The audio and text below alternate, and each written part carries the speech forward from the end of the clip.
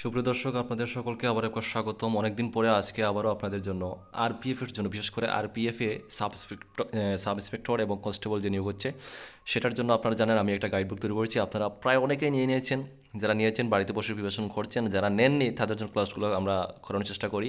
তো আজকে আবারও গাইডবুক থেকে আমি আজকের ক্লাসটা হবে জেনারেল সায়েন্স থেকে প্রশ্ন দেবো, জেনারেল সায়েন্স থেকে, ঠিক আছে, অর্থাৎ জিএস থেকে আপনাদেরকে ইম্পর্টেন্ট প্রশ্ন দেবো। ভিডিওটি শেষ অবধি দেখবেন, প্রশ্নগুলো নোট করবেন, অবশ্যই আপনাদের কাজে লাগবে, ঠিক আছে। আর যারা বলছি আবারও, যারা আমাদের কাছ থেকে গাইডবুক অলরেডি নিয়ে নিয়েছেন, আপনারা ক্লাস ফলো করার দরকার নেই, শুধুমাত্র বাড়িতে বসে প্রিপারেশন করবেন। সময় কিন্তু হাতে খুবই কম, আপনাদের পরীক্ষার সময় হাতে আর ম্যাক্সিমাম মাস থেকে 1.5 মাস এর মধ্যেই আপনাদের এক্সাম হয়ে যাবে, এটা শিওর। তো সময় হাতে খুবই কম, ভালো করে প্রিপারেশন করবেন। তো আজকের ভিডিওটা শুরু করবো, তার আগে বলে দিই, যারা এখনও গাইডবুক নেননি বা ভাবছেন নেবেন কি না নেবেন, আমি বলবো আপনারা নিয়ে নেন, নিয়ে বাড়িতে বসে প্রিপারেশন করুন, অবশ্যই আপনাদের কাজে লাগবে। আমরা সম্পূর্ণ A to Z সিলেবাস বাংলায় আপনাদেরকে প্রোভাইড করব, একটা প্রশ্ন মিস করবো না, একদম ফুল কমপ্লিট সিলেবাস আপনাদেরকে দেবো। তো নিতে হলে স্ক্রিনে ডিটেল থাকবে, নিতে পারবেন। ঠিক আছে, আজকের ক্লাসটা শুরু করলাম। আজকের যে প্রথম প্রশ্ন কি সেটা দেখে নেব আজকের, ঠিক আছে। আজকের ক্লাসটা আমরা তাহলে শুরু করব। তো আজকের যে প্রথম প্রশ্ন জেনারেল সায়েন্স থেকে, দেখুন, মানুষের শরীরে রাসায়নিক দুধ হিসাবে কাজ করে, কি কাজ করে? খুবই ইম্পর্টেন্ট, রাইট আনসার হবে হরমোন। মানুষের শরীরে কিন্তু রাসায়নিক দুধ হিসাবে কাজ করে হরমোন। নেক্সট প্রশ্ন দেখো, 2 নম্বর প্রশ্ন, কোনো খাদ্য কোন কোন খাদ্য সব ধরনের খাদ্য উপাদান বর্তমান? কোন খাদ্য সব ধরনের খাদ্য উপাদান কিন্তু বর্তমান? তো রাইট আনসার হবে দুধে। কোন খাদ্যে? সেটা হবে দুধে, ঠিক আছে। নেক্সট প্রশ্ন, 3 নম্বর প্রশ্ন, দেহকোষে কোন ধরনের কোষ বিভাজন দেখা যায়? তো আনসারটা হবে মাইটোসিস, ঠিক আছে, কি মাইটোসিস। নেক্সট প্রশ্ন দেখো, শীতকালে চামড়া ফাটার কারণ কি? শীতকালে যে অনেকের চামড়াটা ফেটে যায়, সেটার কারণ কি? আনসার হবে শীতকালে বাতাসের আপেক্ষিক আর্দ্রতা কম থাকে, তার কারণে কিন্তু চামড়াটা ফাটে, ঠিক আছে। পরের প্রশ্ন দেখো, 5 নম্বর, কোন হরমোনের অভাবে ডায়াবেটিস রোগ হয়? কোন হরমোনের অভাবে ডায়াবেটিস রোগ হয়? এটা কিন্তু খুবই ইম্পর্টেন্ট প্রশ্ন। আনসার হবে ইনসুলিন। কি? রাইট আনসার হচ্ছে ইনসুলিন। নেক্সট প্রশ্ন তোমাদের হচ্ছে, দেখো, পরমাণুর প্রোটনের সংখ্যাকে কি বলে? রাইট আনসার হবে পারমাণবিক সংখ্যা।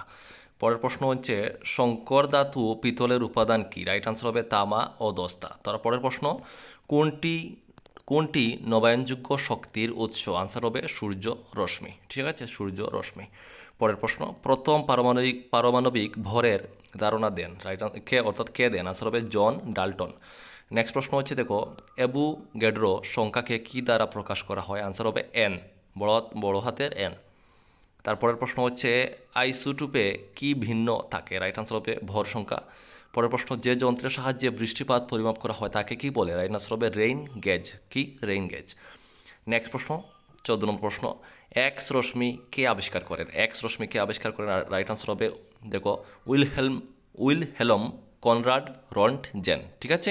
দেখে নেব পরের প্রশ্ন দেখো, 15 নম্বর প্রশ্ন হচ্ছে, লুনার কস্টিক আসলে কি? রাইট আনসার হবে সিলভার নাইট্রেট। তার পরের প্রশ্ন দেখবো, 16 নম্বর প্রশ্ন। আমি সাধারণত 10টি করে প্রশ্ন দেই, তবে পরীক্ষার সামনে তাই আজকে একটু বেশি প্রশ্ন দিচ্ছি। নেক্সট প্রশ্ন, গ্রানা ও স্ট্রোমা কোথায় থাকে? রাইট আনসার হবে আপনাদের ক্লোরোপ্লাস্টে।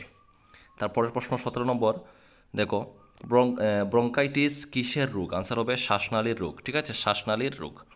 নেক্সট প্রশ্ন, ব্যাঙের শীতঘুমকে কি বলে? রাইট আনসার হবে আপনাদের হাইবারনেশন, ঠিক আছে, হাইবারনেশন। পরের প্রশ্ন 19, কোন কোষ অঙ্গাণুকে ক্লোডের ডানা বলা হয়? রাইট আনসার হবে কি? দেখো, আপনাদের রাইবোজোম। এটা কিন্তু খুবই ইম্পর্টেন্ট প্রশ্ন।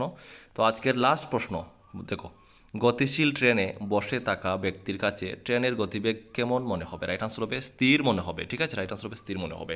তো বন্ধুরা, আজকের ক্লাসে 20টি প্রশ্ন দিলাম, চেষ্টা করবো আমি আপনাদেরকে দেওয়া, তবে আপনাদেরকে আমি সাজেস্ট করবো সম্পূর্ণ গাইডবুকটা নিয়ে বাড়িতে বসে পড়ার, কারণ সম্পূর্ণ সিলেবাস ইউটিউবে ক্লাস করিয়ে আমি কেন, কারো পক্ষে ক্লাস করে সম্পূর্ণ করা ইম্পসিবল।